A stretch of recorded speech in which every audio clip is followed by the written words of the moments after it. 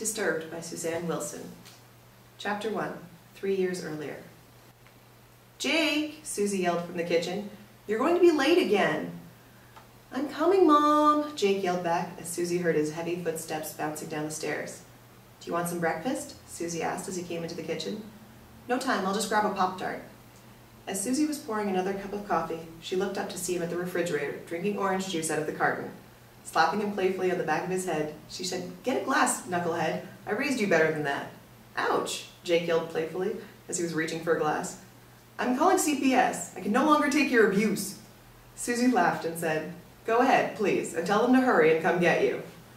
Jake smiled at her with that lopsided grin of his that she loved so much. "Oh, Mom, you know I'd never turn you in. I love you too much. By the way, can I have $20? You think all that you have to do is flash that grin at me and I'll hand you money? What do you need $20 for anyways?" She asked this as she was putting on her lipstick using the stainless steel toaster as a mirror.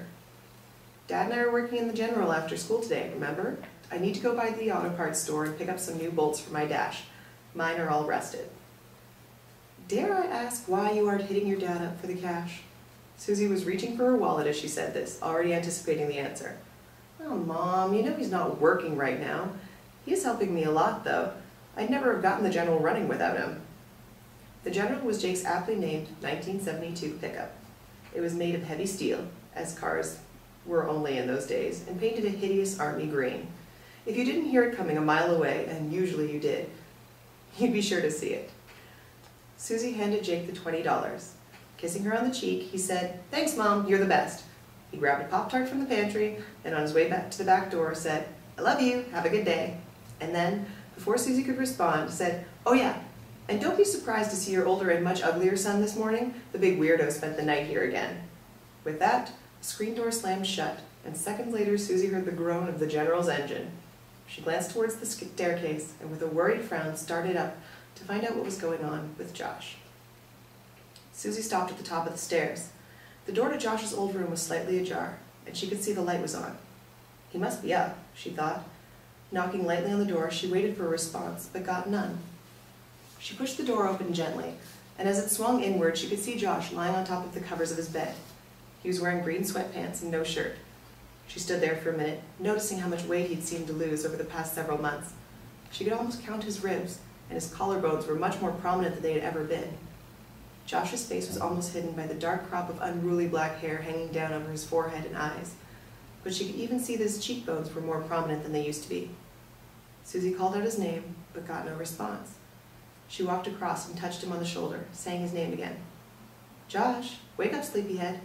I think you're late for work." Josh awoke with a start, jumping backwards on the bed and putting his back to the wall as he looked at Susie strangely for a moment, like he didn't recognize her. He pushed his hair out of his eyes and said, "Sorry, Mom, you scared me. I tried calling out your name, but you didn't budge. Are you okay, Josh? Why are you here again?" "What time is it?" Josh asked, not answering Susie's question. "Almost 8, she replied. "Damn," Josh said as he pushed himself up off the bed. "My boss is going to have my ass if I'm late again. Sorry, Mom, but I have to run." As he headed for the adjoining bathroom, Susie asked, "When are we going to talk about why you've been staying here every night and what is going on with you?" Josh looked over his shoulder and said, not too convincingly, "Nothing to worry about, Mom. The air conditioner is not working in the cottage and it's been too hot to sleep over there. I'll have someone look at it over the weekend and I'll get out of your hair." "Josh, you know you're not in my hair. I'm worried about you, that's all." He turned towards her then and smilingly said, "I'm fine, Mom, really. I'd tell you if something was wrong. I really have to get ready for work now, though. I love you. Have a good day, okay? And stop worrying." Josh stepped into the bathroom and closed the door. Susie heard the shower come on, and she headed back downstairs to finish getting herself ready for work. She didn't care what Josh said. She knew something was very wrong with him, and could only hope he'd decide to talk about it soon. Susie started driving to the medical clinic where she worked, going over things that were happening with her son in her head. She was going to worry no matter how many times he told her not to, until she knew what was going on. Josh had started acting weird about 2 months earlier. He showed up at Susie's house one night for dinner and casually announced that he had broken up with Julia, his girlfriend of 2 years. He wouldn't give her any details. He just said he felt like they needed a break.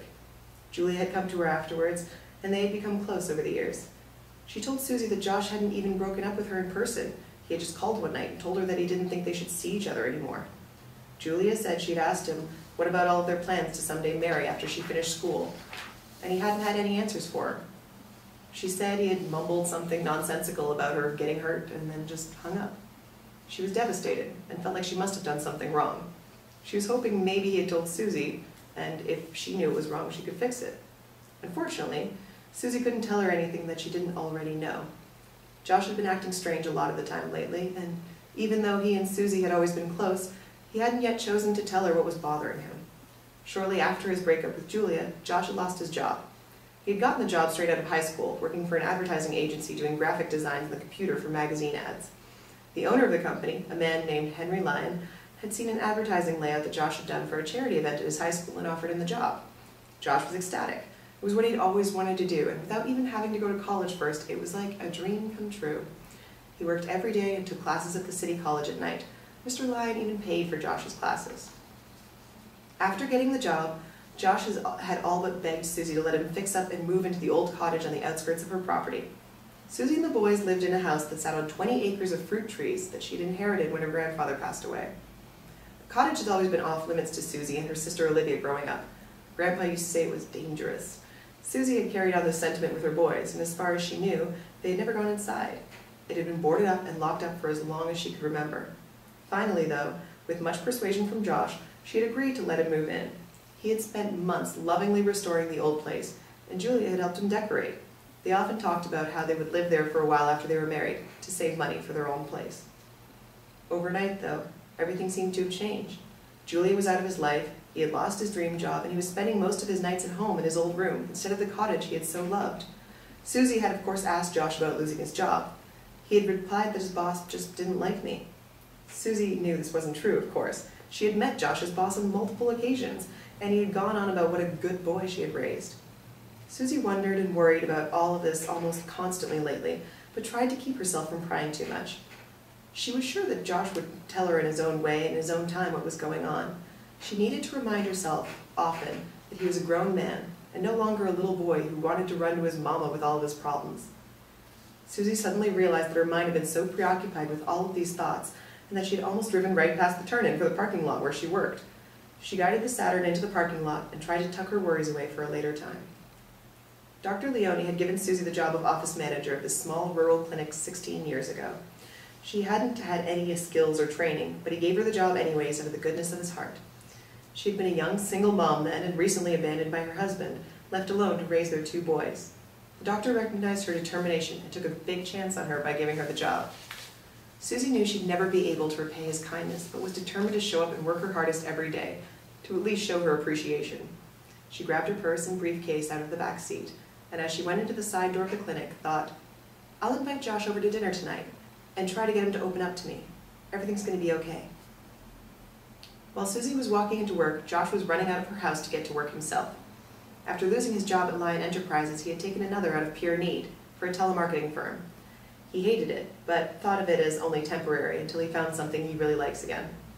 He was already skating on thin ice at his new job, after only 2 months there because of his poor attendance. He put his 2009 Ford Mustang he could no longer afford into gear and gunned the engine. He was grateful today that he still had it, as he only had 10 minutes to get to work, and in a lesser vehicle, it might take 20.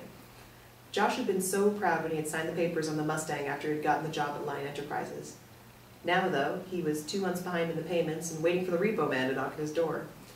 He maneuvered the car in and out of traffic as he pondered his latest dilemma. He guessed he should probably break the AC at the cottage in case his mom was to check. He really felt bad lying to his mom. They'd always been really close, and Josh had maybe admitted some things that normal teenage boys don't share with their moms, but otherwise he'd always been honest with her. He knew she was worried about him and hated that too.